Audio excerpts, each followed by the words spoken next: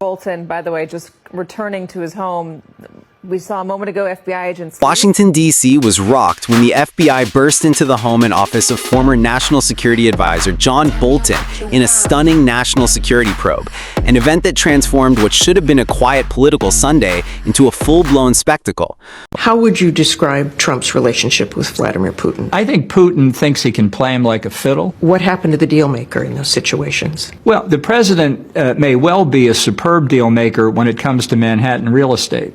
Dealing with Syria, dealing with arms limitation. Bolton, long the author of scandal-fueled memoirs, always thought the toughest criticism come from the pages he wrote, not federal agents.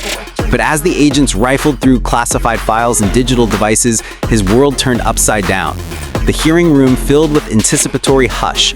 When you trade secrets like currency, eventually you'll pay in subpoenas.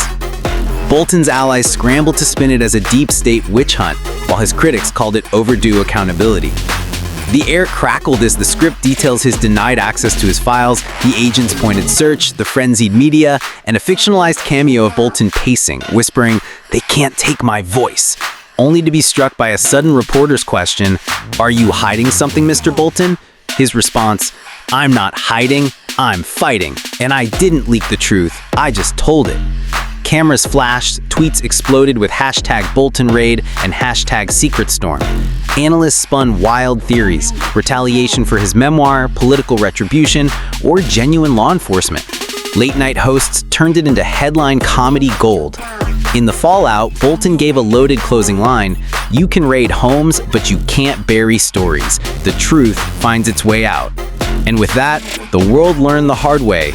Underestimate a man with secrets, and you might just live inside one. The fallout didn't stop there. As the sun set on D.C., the city's power players huddled in their war rooms, from K Street law firms to Capitol Hill offices, trying to game out what the raid meant for the political chessboard. Bolton, never one to back down from a fight, wasn't about to let the feds have the last word. By Monday morning, he was already plotting his counterattack, holed up with his legal team in a nondescript conference room, the kind of place where deals are cut and legacies are salvaged. The table was littered with coffee cups and legal pads, each page scribbled with strategies to spin the narrative back in his favor. "They won a war," Bolton growled, his voice low but resolute. "I'll give them one, in court and in the court of public opinion." Outside, the media frenzy only grew wilder. News vans lined the streets outside his Georgetown home, their satellite dishes pointed skyward like a forest of metal trees. Reporters, desperate for a soundbite, shouted questions at anyone who dared step outside. Delivery guys, dog walkers, even Bolton's bewildered gardener. On X, the hashtag Bolton Raid and hashtag Secret Storm trended for days, spawning a deluge of memes. One viral post showed Bolton's mustache photoshopped onto a James Bond poster, captioned "License to Spill." Another darker thread speculated about what the FBI was really after: connected emails, foreign contacts, or maybe a bombshell document that could rewrite the history of his time in the White House. Theories multiplied like roaches. Pundits on cable news debated whether the raid was a surgical strike to punish Bolton for his tell-all book, which had named names and aired dirty laundry from the highest levels of government. Others argued it was a broader warning shot, a message to any insider thinking about spilling secrets. "This isn't just about Bolton," one ex-CIA operative said on a podcast, his voice dripping with intrigue. "It's about reminding everyone who's got the keys to the kingdom that they're being watched." Meanwhile, Bolton's diehard supporters flooded X with posts calling the raid a deep state hit job, pointing fingers at shadowy figures in the intelligence community. His critics, though, weren't buying it. "If you play fast and loose with classified info, don't be shocked when the feds come knocking. Hashtag accountability." In the fictionalized script, the scene shifts to a dimly lit bar in D.C., where a group of politicos dissect the raid over bourbon and hush whispers. The Crockett-style narrator returns, voice gravelly as ever. "In a town where secrets are power, John Bolton held a vault's worth.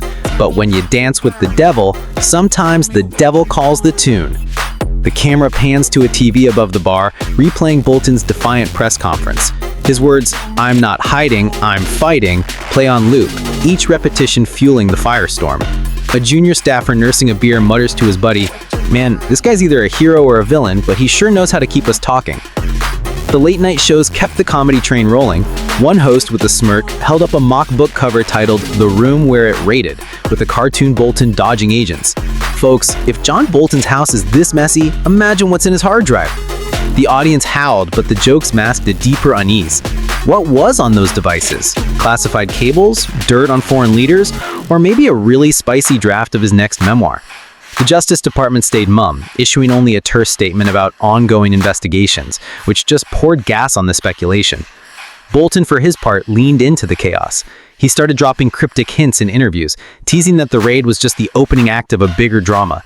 "The truth doesn't stay locked up forever," he told one reporter, his eyes glinting with that signature mix of defiance and calculation. His legal team filed motions to challenge the raid, arguing it was an overreach designed to intimidate. Behind closed doors, sources close to Bolton whispered that he was already drafting new chapters for a follow-up book that would make his first memoir look like a bedtime story. Publishers were circling, smelling a bestseller, while his detractors fumed at the thought of another tell-all. The public couldn't get enough. Protests popped up outside the FBI's Hoover building, with some holding signs reading "Free Bolton's Files," while others chanted for his arrest. X became a battleground, with bots and blue checks alike duking it out over his legacy. Was he a patriot who spoke truth to power, or a reckless opportunist who played fast and loose with national security? The truth, as always in DC, was probably somewhere in the muddy middle, but good luck convincing anyone of that. As weeks passed, the raid's ripple effects kept spreading. Congressional hearings were scheduled, with lawmakers itching to grill FBI brass and maybe even Bolton himself. Whistleblower groups rallied to his defense, calling the raid a chilling attack on free speech, while national security hawks demanded answers about what secrets he might have mishandled. The fictionalized script closes with a sweeping shot of the Capitol at dusk, the dome glowing against a blood-red sky. The Crockett narrator gets the last word. John Bolton's story ain't over, folks. In a city built on shadows, secrets don't stay buried. They just wait for the right moment to strike. And with that, the saga rolled on, a wildfire no one could contain. Bro, WTF?